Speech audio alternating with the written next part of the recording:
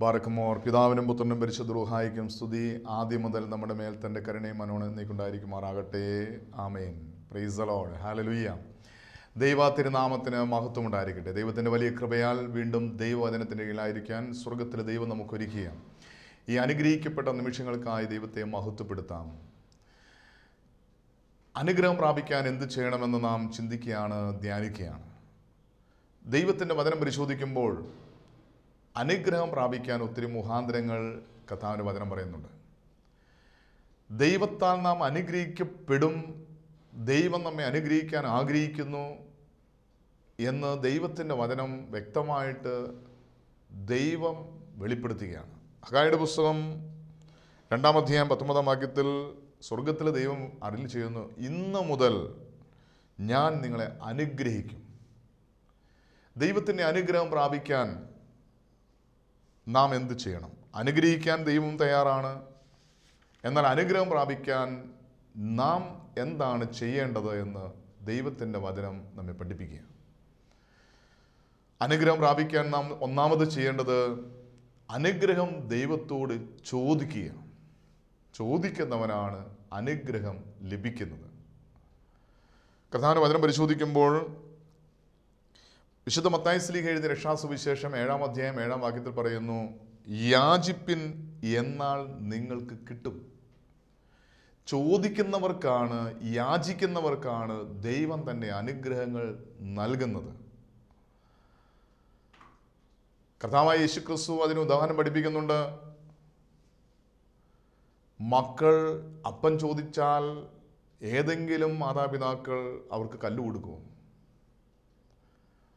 മീനിനെ ചോദിച്ചാൽ പാമ്പിനെ കൊടുക്കുമോ, തേളിനെ കൊടുക്കുമോ?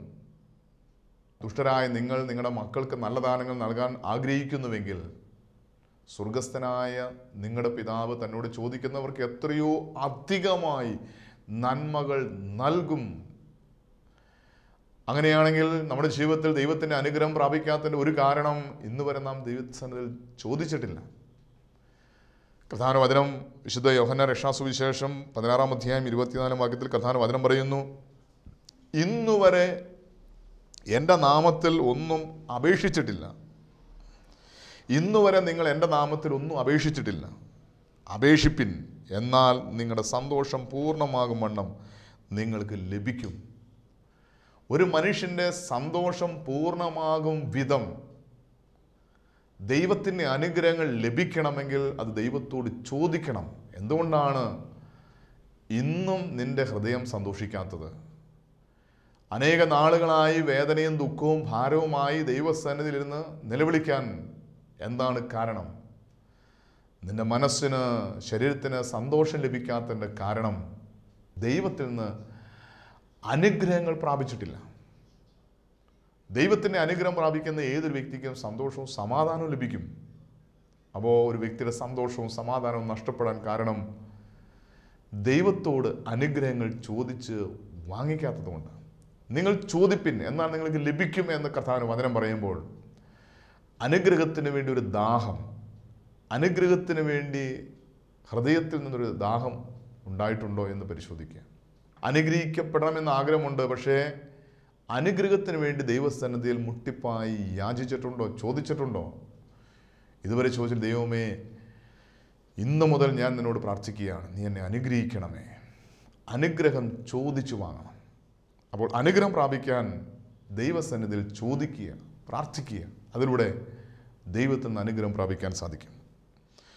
വീണ്ടും കർത്താവിന്റെ വചനം പരിശോധിക്കുമ്പോൾ കർത്താവിന്റെ വചനം പറയുന്നു, നീതിമാനായിരിക്കുക, നീ അനുഗ്രഹിക്കപ്പെടും. അനുഗ്രഹം പ്രാപിക്കാൻ രണ്ടാമത് നമ്മൾ ചെയ്യേണ്ട ഒരു പ്രവൃത്തിയാണ് നീതി പ്രവൃത്തി. നീതിമാനായിരിക്കുക, നീ അനുഗ്രഹിക്കപ്പെടും.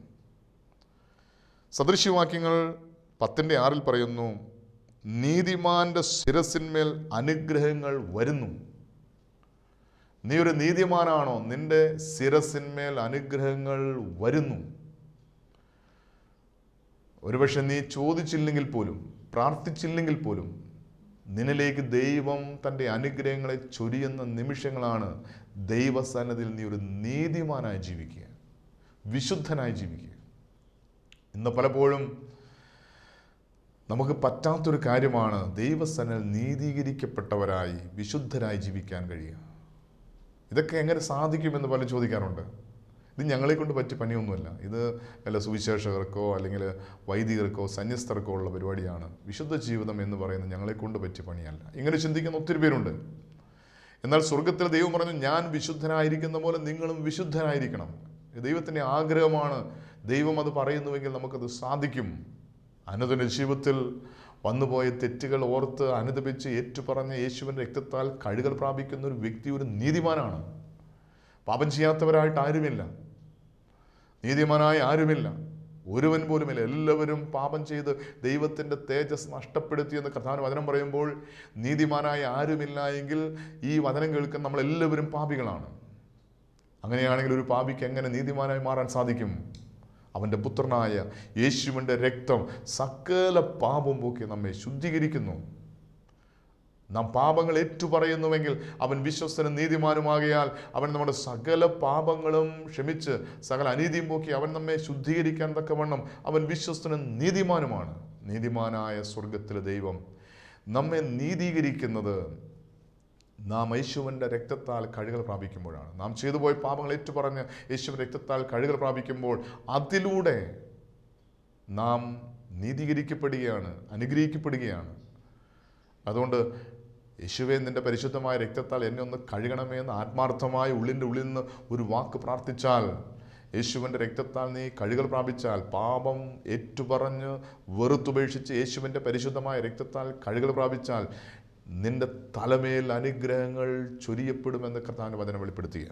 അങ്ങനെയാണെങ്കിൽ നീതിമാന്റെ ശിരസിന്മേൽ അനുഗ്രഹങ്ങൾ വരുന്നു എന്ന് കർത്താവിൻ്റെ വചനം പറയുന്നുവെങ്കിൽ ദൈവസന്നിധിയിൽ ഒരു നീതിമാനായി ജീവിക്കാൻ തീരുമാനമെടുക്കുക.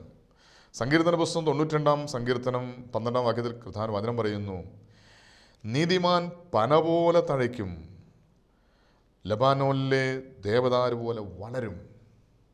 ഒരു നീതിമാനാണ് അനുഗ്രഹത്തിൽ വളരുന്നത്, അഭിവൃദ്ധി പ്രാപിക്കുന്നത്, ഉയർച്ച പ്രാപിക്കുന്നത്. ഇത്രയും നാളും ഒരു ക്രിസ്തീയ ജീവൻ നയിച്ചിട്ട്, ഒരു വിശ്വാസ ജീവൻ നയിച്ചിട്ട് നമുക്ക് അഭിവൃദ്ധിയും ഉയർച്ചയും ഇല്ലെങ്കിൽ അതിൻ്റെ കാരണം ഇന്ന് വരെ ഞാൻ നീതീകരിക്കപ്പെട്ടിട്ടില്ല, വിശുദ്ധീകരിക്കപ്പെട്ടിട്ടില്ല. ദൈവസന്നിധിയിൽ ഇന്നും ഞാൻ പാപത്തിൻ്റെ, ലോകത്തിൻ്റെ, ജഡത്തിൻ്റെ, പിശാചിൻ്റെ അടിമനുഖത്തിലാണെങ്കിൽ ഒരിക്കലും ദൈവത്തിൻ്റെ അനുഗ്രഹം പ്രാപിക്കാൻ എനിക്ക് സാധിക്കുകയില്ല. അതുകൊണ്ട് നാം നീതീകരിക്കാൻ, ഒരു നീതിമാനായി തീരാൻ വേണ്ടി ദൈവസന്നിധിയിൽ ആഗ്രഹിക്കുക, ഒരു തീരുമാനമെടുക്കുക.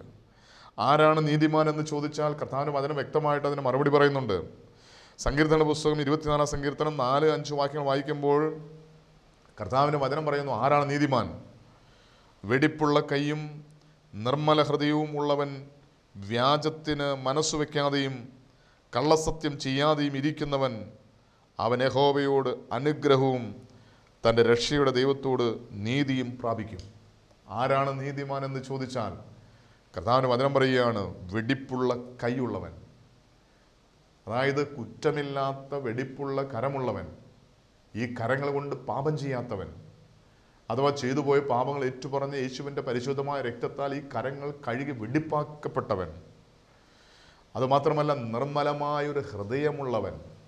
നിർമ്മലമായ ഹൃദയമുള്ളവൻ സംസാരിക്കുന്ന വാക്കുകൾ നിർമ്മലമായിരിക്കും.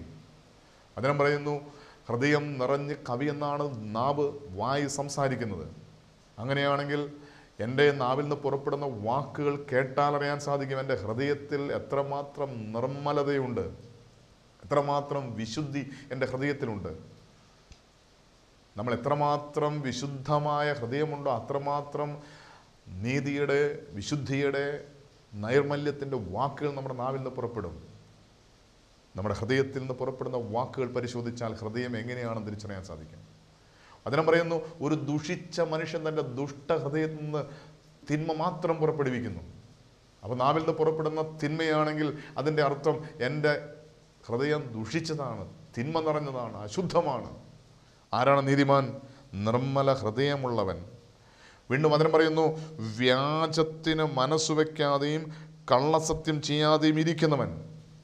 വ്യാജം പ്രവർത്തിക്കാത്ത, ചെയ്യാത്ത, പറയാത്തൊരു വ്യക്തി, വ്യാജത്തിന് മനസ്സു വയ്ക്കാത്തവൻ, മനസ്സുകൊണ്ട് വ്യാജം പ്രവർത്തിക്കാത്തവൻ.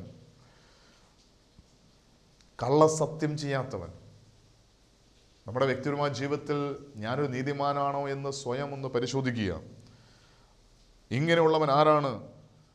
കർത്താവിൻ്റെ വചനം പറയുന്നു, അവൻ യഹോവയോട് അനുഗ്രഹവും തൻ്റെ രക്ഷയുടെ ദൈവത്തോട് നീതിയും പ്രാപിക്കും. കർത്താവിൻ്റെ വചനം പറയുന്നു, അനുഗ്രഹം പ്രാപിക്കാൻ നാം ദൈവസന്നിധിയിൽ നീതിമാനായിരിക്കുക. മൂന്നാമത് കർത്താവിൻ്റെ വചനം പരിശോധിക്കുമ്പോൾ അനുഗ്രഹിക്കപ്പെടാൻ നാം ചെയ്യേണ്ടത് സത്യസന്ധനായിരിക്കുക. സദൃശ്യവാക്യങ്ങൾ 28 അധ്യായം 20 വാക്യത്തിൽ കർത്താവിൻ്റെ വചനം പറയുന്നു, വിശ്വസ്ത പുരുഷൻ അനുഗ്രഹ സമ്പൂർണനാണ്. അതായത് സത്യസന്ധതയുള്ള വിശ്വസ്തതയുള്ള ഒരു മനുഷ്യൻ അനുഗ്രഹിക്കപ്പെടുമെന്ന് കർത്താവിൻ്റെ വചനം വ്യക്തമായിട്ട് വെളിപ്പെടുത്തുന്നു. പലപ്പോഴും നമുക്ക് ദൈവസന്നിധിയിൽ സത്യസന്ധനായിരിക്കാൻ, വിശ്വസ്തനായിരിക്കാൻ സാധിച്ചിട്ടുണ്ടോ? ഇന്ന് നാം ദൈവസന്നിധിയിലും മറ്റുള്ളവരുടെ മുന്നിലും സത്യസന്ധനായിരിക്കുന്ന ഒരനുഭവമാണ് എങ്കിൽ ദൈവത്തിൻ്റെ അനുഗ്രഹം ദൈവം നമ്മുടെ മേൽ ചൊരിയുമെന്ന് കർത്താവിൻ്റെ വചനം വെളിപ്പെടുത്തുകയാണ്. അതുകൊണ്ട് നമ്മളെ തന്നെ ഒന്ന് പരിശോധിക്കണം. ഞാൻ അനുഗ്രഹിക്കപ്പെടാൻ തക്കവണ്ണം ദൈവത്തിൻ്റെ മുന്നിൽ, മനുഷ്യരുടെ മുന്നിൽ സത്യസന്ധനാണോ എന്ന് സ്വയം ഒന്ന് പരിശോധിക്കുക. സംഖ്യാപുസ്തകം 12 അധ്യായം 7 വാക്യം യോസഫിനെ കുറിച്ച് കർത്താവ് അരുളി ചെയ്യുകയാണ്, സാക്ഷ്യപ്പെടുത്തുകയാണ്. അവൻ എൻ്റെ ഗ്രഹത്തിൽ ഒക്കെയും വിശ്വസ്തൻ ആകുന്നു. ദൈവം നോക്കുമ്പോൾ ദൈവസന്നിധിയിൽ വിശ്വസ്തനായി ജോസഫിനെ കാണുകയാണ്. അതുകൊണ്ട് ജോസഫ് ആരായി മാറി? ജോസഫ് ഏതെല്ലാം പ്രതിസന്ധിയിലൂടെ നയിക്കപ്പെട്ടു, അവസാനം അവൻ ദേശത്തിൻ്റെ പ്രധാനമന്ത്രിയായി മാറി. എവിടെയെല്ലാം അവൻ തഴയപ്പെട്ടോ ഉപേക്ഷിക്കപ്പെട്ടോ അവിടെയെല്ലാം ദൈവം അവനെ ഉയർത്തി. യോസഫിനെ ദൈവം അനുഗ്രഹിക്കാൻ കാരണം ദൈവം സാക്ഷ്യം പറയുകയാണ്, അവൻ എൻ്റെ ഗ്രഹത്തിലൊക്കെയും വിശ്വസ്തനാകുന്നു. അതുകൊണ്ട് ദൈവസന്നിധിയിൽ വിശ്വസ്തനായിരിക്കുന്നവൻ ദൈവത്താൽ അനുഗ്രഹിക്കപ്പെടുമെന്ന് കർത്താവിൻ്റെ വചനം വെളിപ്പെടുത്തുക. വീണ്ടും അനുഗ്രഹം പ്രാപിക്കാൻ എന്ത് ചെയ്യണമെന്ന് ചോദിച്ചാൽ കർത്താവിൻ്റെ വചനം പറയുന്നു, ദയാകടാക്ഷമുള്ളവനായിരിക്കുക, അവൻ ദൈവത്താൽ അനുഗ്രഹിക്കപ്പെടും. ദയാകടാക്ഷമുള്ളവൻ എന്ന് പറഞ്ഞാൽ എന്താണ് അർത്ഥം? മറ്റുള്ളവരോട് കരുണ കാണിക്കുന്നവൻ, എളിയവരോട് അനുകമ്പ കാണിക്കുന്നവനാണ് ദയാകടാക്ഷമുള്ളവൻ. സദൃശ്യവാക്യങ്ങൾ 22:9 കർത്താവിൻ്റെ വചനം പറയുന്നു, ദയാകടാക്ഷമുള്ളവൻ അനുഗ്രഹിക്കപ്പെടും, അവൻ തൻ്റെ ആഹാരത്തിൽ നിന്ന് അഗതികൾക്ക് കൊടുക്കുന്നുവല്ലോ. അപ്പോൾ തനിക്കുള്ളത് ആരുമില്ലാത്തവർക്ക് കൊടുക്കുന്നവനാണ് അനുഗ്രഹിക്കപ്പെടുന്നത്. അവനാണ് ദയാകടാക്ഷമുള്ളവൻ. വചനം പറയുകയാണ്, ദയാകടാക്ഷമുള്ളവൻ അനുഗ്രഹിക്കപ്പെടും, അവൻ തൻ്റെ ആഹാരത്തിൽ നിന്ന് അഗതിക്ക് കൊടുക്കുന്നുവല്ലോ. അങ്ങനെയാണെങ്കിൽ നമ്മുടെ മനോഭാവം എന്താണെന്ന് നമ്മളൊന്ന് പരിശോധിക്കുന്നത് നല്ലതാണ്. ഇന്ന് മനുഷ്യൻ്റെ ഏറ്റവും വലിയ ബലഹീനത എന്ന് പറയുന്നത് സ്വാർത്ഥതയാണ്. ഞാനിന്ന് ജീവിച്ചിരിക്കുന്നത് എനിക്കും എൻ്റെ തലമുറയ്ക്കും മാത്രമായി ജീവിക്കുക എന്നുള്ളതാണ് ഇന്ന് മനുഷ്യൻ്റെ ഏറ്റവും വലിയ ബലഹീനത. മറ്റുള്ളവർക്ക്, പ്രത്യേകിച്ച് അഗതികൾക്ക്, മറ്റൊരു വ്യക്തിയുടെ സഹായം കൂടാതെ ജീവിക്കാൻ നിവൃത്തിയില്ലാത്തവർക്ക് ദാനം ചെയ്യാൻ, പങ്കുവയ്ക്കാൻ നമുക്ക് മനസ്സുണ്ടോ എന്ന് സ്വയം ഒന്ന് ആത്മശോധന ചെയ്യുക. വചനം പറയുന്നു, സദൃശ്യവാക്യങ്ങൾ 19:17 പറയുന്നു, എളിയവനോട് കൃപ കാണിക്കുന്നവൻ യഹോവയ്ക്ക് വായ്പ കൊടുക്കുന്നു, അവൻ ചെയ്ത നന്മയ്ക്ക് പകരം കൊടുക്കുമെന്ന് കർത്താവിൻ്റെ വചനം പറയുക. അപ്പോൾ എളിയവനോട് കൃപ കാണിക്കുന്നവൻ യഹോവയ്ക്ക് വായ്പ കൊടുക്കുക, കടം കൊടുക്കുക. ദൈവത്തിന് കടം കൊടുത്താൽ നമ്മുടെ അനർത്ഥ ദിവസങ്ങളിൽ ദൈവം അത് മടക്കിത്തരും. ഇന്ന് പലപ്പോഴും നമുക്കൊരു അനർത്ഥമുണ്ടാകുമ്പോൾ, രോഗം വരുമ്പോൾ, കഷ്ടത വരുമ്പോൾ, ദാരിദ്ര്യം വരുമ്പോൾ സഹായിക്കാൻ ആരുമില്ല എന്ന് പറഞ്ഞ് നിലവിളിക്കുന്ന അനേകം മക്കളെ കാണാൻ സാധിക്കും. എന്തുകൊണ്ടാണ്? നിന്റെ അനർത്ഥ ദിവസത്തിൽ, നിന്റെ സങ്കട ദിവസത്തിൽ നിന്നെ സഹായിക്കാൻ ആരുമില്ലാത്തത്. ഇതുപോലെ സങ്കടപ്പെടുന്ന വ്യക്തികൾ നിന്റെ മുന്നിൽ കൈനീട്ടിയപ്പോൾ നിനക്ക് കൊടുക്കാൻ മനസ്സുണ്ടായിരുന്നില്ല. അതാണ് കാരണം. കൊടുക്കുന്നവൻ അനുഗ്രഹിക്കപ്പെടും. അത് എളിയവന് കൊടുക്കുന്നവൻ, മറ്റൊരു വ്യക്തിയുടെ സഹായം കൂടെ ജീവിക്കാൻ നിവൃത്തിയില്ലാത്ത പാവപ്പെട്ടവർക്ക്, നിർധരായവർക്ക്, അഗതികൾക്ക് നീ കൊടുക്കുമ്പോൾ ദൈവം നിന്നെ അനുഗ്രഹിക്കുമെന്ന് കർത്താവിൻ്റെ വചനം വെളിപ്പെടുത്തുക. ഇന്ന് അനുഗ്രഹം പ്രാപിക്കാത്തതിൻ്റെ കാരണം എന്താണ്?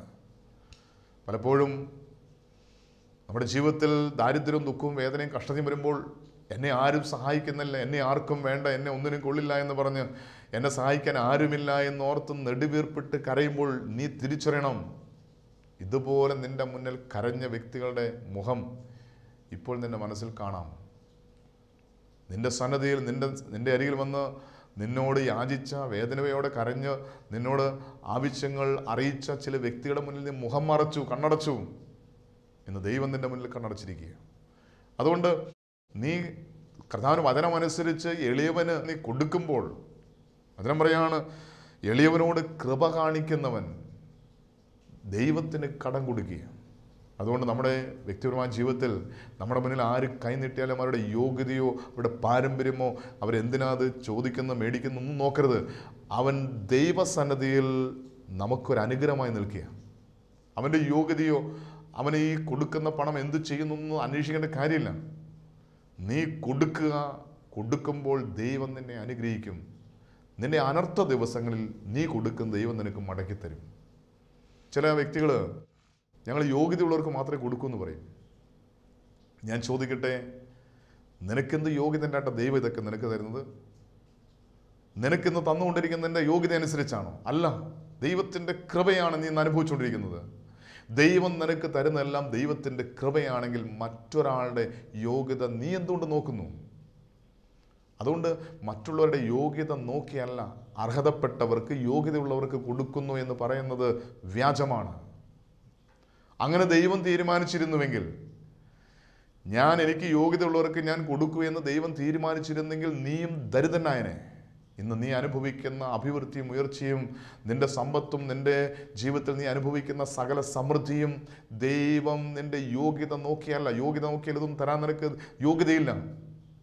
നിന്റെ യോഗ്യത നോക്കാതെ, ദൈവം നിന്റെ യോഗ്യത നോക്കാതെ, നിന്റെ അർഹത നോക്കാതെ ദൈവം നിന്നെ അളവില്ലാതെ അനുഗ്രഹിച്ചു.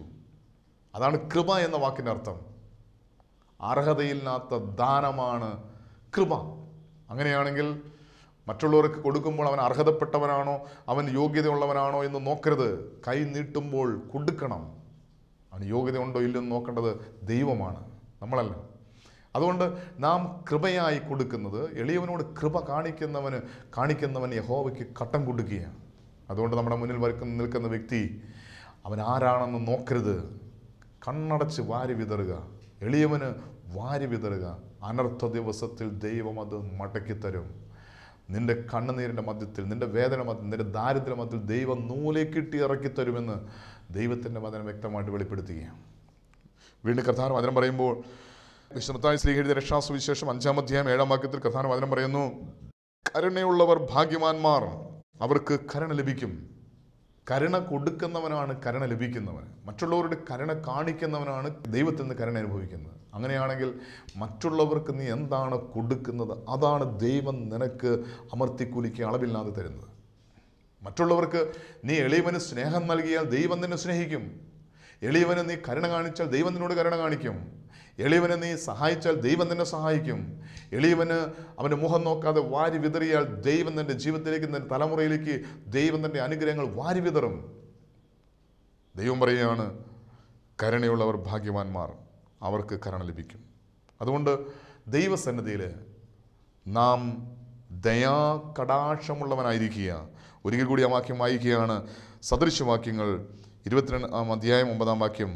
ദയാകടാക്ഷമുള്ളവൻ അനുഗ്രഹിക്കപ്പെടും, അവൻ തൻ്റെ ആഹാരത്തിൽ നിന്ന് അഗതികൾക്ക് കൊടുത്തുവല്ലോ.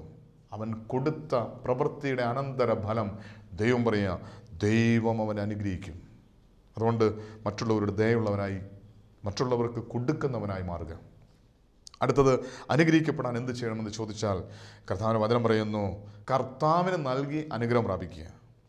കർത്താവിന് വചനം പരിശോധിക്കുമ്പോൾ മലാക്കി പ്രവചന പുസ്തകം 3-ാം അധ്യായം 10-ാം വാക്യത്തിൽ കർത്താവിന് വചനം പറയുന്നു, എൻ്റെ ആലയത്തിൽ ആഹാരം ഉണ്ടാകേണ്ടതിന് നിങ്ങൾ ദശാംശം മുഴുവൻ ഭണ്ഡാരത്തിലേക്ക് കൊണ്ടുവരുവിൻ.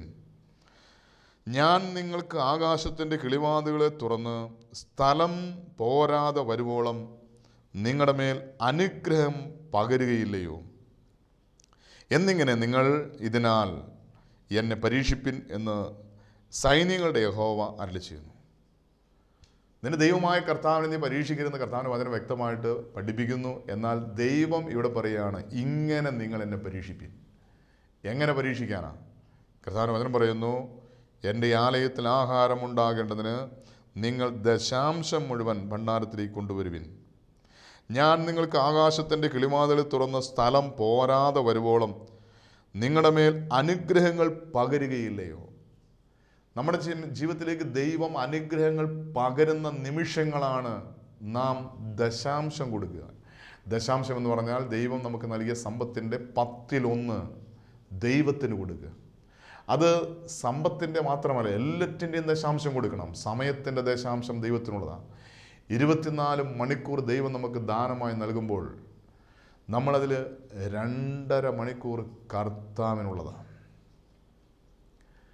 അത് നമ്മൾ തിരിച്ചറിയണം.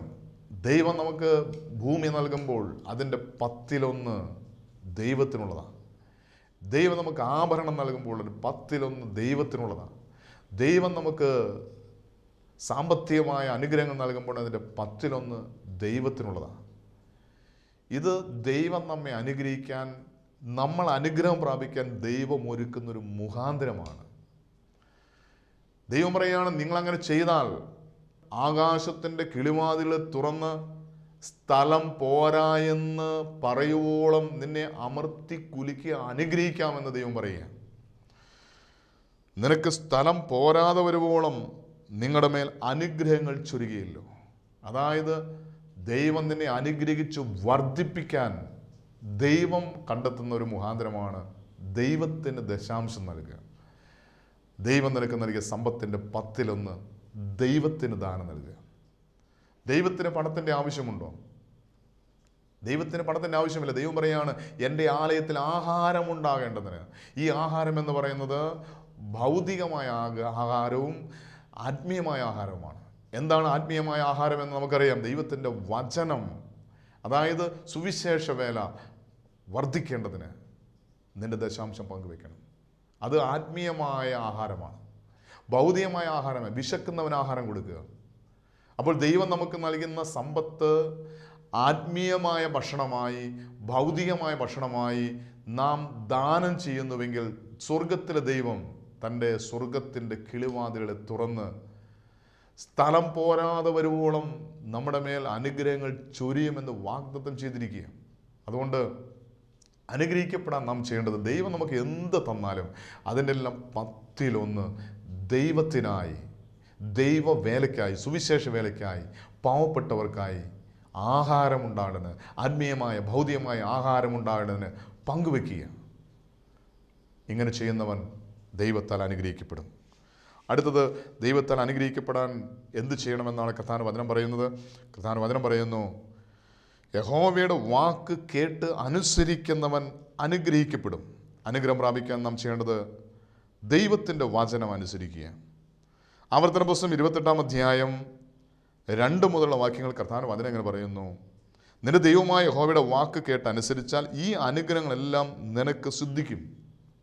നീ പട്ടണത്തിൽ അനുഗ്രഹിക്കപ്പെടും, വയലിൽ നീ അനുഗ്രഹിക്കപ്പെടും. നിന്റെ ഗർഭഫലവും കൃഷിഫലവും മൃഗങ്ങളുടെ ഫലവും നിന്റെ കന്നുകാലിയുടെ പേരും ആടുകളുടെ പിറപ്പും അനുഗ്രഹിക്കപ്പെടും. നിന്റെ കൊട്ടയും മാവ് കുഴയ്ക്കുന്ന തൊട്ടിയും അനുഗ്രഹിക്കപ്പെടും. അകത്ത് വരുമ്പോൾ നീ അനുഗ്രഹിക്കപ്പെടും, പുറത്ത് പോകുമ്പോൾ നീ അനുഗ്രഹിക്കപ്പെടും. ദൈവം പറയുകയാണ്, അവസാനം പറയുകയാണ്, നിന്റെ ദൈവമായ യഹോവയുടെ കൽപ്പന അനുസരിച്ചാൽ നീ തൊടുന്ന എല്ലാറ്റിലും നീ അനുഗ്രഹമായിരിക്കും. ദൈവം പറയാണ്, നീ തൊടുന്ന സകലത്തിലും ദൈവം അനുഗ്രഹം കൽപ്പിക്കും. അതുകൊണ്ട് നീ കാലുകുത്തുന്ന ദേശം അനുഗ്രഹിക്കപ്പെടും, നീ കാലുകുത്തുന്ന ഭവനം അനുഗ്രഹിക്കപ്പെടും, നീ തൊടുന്ന വ്യക്തികൾ അനുഗ്രഹിക്കപ്പെടും, നീ തൊടുന്ന കൃഷി സ്ഥലം അനുഗ്രഹിക്കപ്പെടും, നീ എവിടെയെല്ലാം തൊടുന്നു അതെല്ലാം അനുഗ്രഹിക്കപ്പെടും. അതിന് നീ ചെയ്യേണ്ട ഒരു പ്രവൃത്തി കർത്താവിന്റെ വചനം പറയുകയാണ്, നിന്റെ ദൈവമായ യഹോവയുടെ വാക്ക് കേട്ട് അനുസരിച്ചാൽ ഈ അനുഗ്രഹങ്ങളെല്ലാം നിനക്ക് സിദ്ധിക്കും. അപ്പോൾ ദൈവത്തിൻ്റെ അനുഗ്രഹം പ്രാപിക്കാൻ ദൈവത്തിൻ്റെ വചനം കേട്ട് അനുസരിക്കണം. വചനം കേട്ട് അനുസരിക്കണമെങ്കിൽ വചനം കേൾക്കണം. വചനം കേൾക്കാൻ എന്താ വഴി? ഇപ്പോൾ നിങ്ങൾ വചനം കേട്ടുകൊണ്ടിരിക്കുക. ഈ വചനം കേൾക്കുന്ന നിങ്ങൾ വിശ്വസിച്ച് അനുസരിക്കണം. അതുമാത്രമല്ല, നിങ്ങൾ ദൈവത്തിൻ്റെ വചനം വായിക്കണം. നിങ്ങൾക്ക് കേൾക്കാൻ കഴിയുന്ന സ്വരത്തിൽ ദൈവവചനം വായിച്ച് കേട്ട് അത് വിശ്വസിച്ച് അനുസരിച്ചാൽ നിങ്ങൾക്ക് മാത്രമല്ല തലമുറകൾക്ക് അനുഗ്രഹമായി. നിങ്ങൾ തൊടുന്നത് ദൈവം അനുഗ്രഹം കൽപ്പിക്കും. നിങ്ങൾ തൊടുന്നതെല്ലാം ഒരു അനുഗ്രഹമായി മാറുകയാണ്. അതുകൊണ്ട് അനുഗ്രഹത്തിൻ്റെ മേൽ അനുഗ്രഹം പ്രാപിക്കാൻ ദൈവവചനം അനുസരിച്ച് ജീവിക്കാൻ തീരുമാനമെടുക്കുക. ഇപ്പോൾ നാം കേട്ട ദൈവവചനത്തിലൂടെ ദൈവസന്നദ്ധിയിൽ നാം അനുഗ്രഹമുള്ളവരായി തീരാൻ നമുക്ക് തീരുമാനമെടുക്കാം. അനുഗ്രഹം പ്രാപിക്കാൻ എന്ത് ചെയ്യണമെന്ന് ചോദിച്ചാൽ കർത്താവിൻ്റെ വചനം പറയുന്നു, ദൈവത്തോട് അനുഗ്രഹം ചോദിച്ചു വാങ്ങുക, പ്രാർത്ഥിക്കുക, നീ അനുഗ്രഹിക്കപ്പെടും. വീണ്ടും കർത്താവിൻ്റെ വചനം നാം കേട്ടു, നീ നീതിമാനായിരിക്കുക, നീ ഒരു അനുഗ്രഹമായി തീരും. വീണ്ടും കർത്താവിൻ്റെ വചനം പറയുന്നു, നീ സത്യസന്ധനായിരിക്കുക, നീ അനുഗ്രഹിക്കപ്പെടും. വീണ്ടും കർത്താവിൻ്റെ വചനം പറയുന്നു, ദയാകടാക്ഷമുള്ളവനായിരിക്കുക, നീ അനുഗ്രഹിക്കപ്പെടും. വീണ്ടും കർത്താവിന് കൊടുക്കുക, നീ ഒരു അനുഗ്രഹമായി തീരും. വീണ്ടും കർത്താവിൻ്റെ വചനം പറയുന്നു, യഹോവയുടെ വാക്ക് അനുസരിക്കുക, നീ ഒരു അനുഗ്രഹമായി തീരും. ഈ അനുഗ്രഹങ്ങളാൽ ദൈവം നമ്മെ അനുഗ്രഹിക്കേണ്ടതിന് കണ്ണുകടയ്ക്കാൻ പ്രാർത്ഥിക്കാം.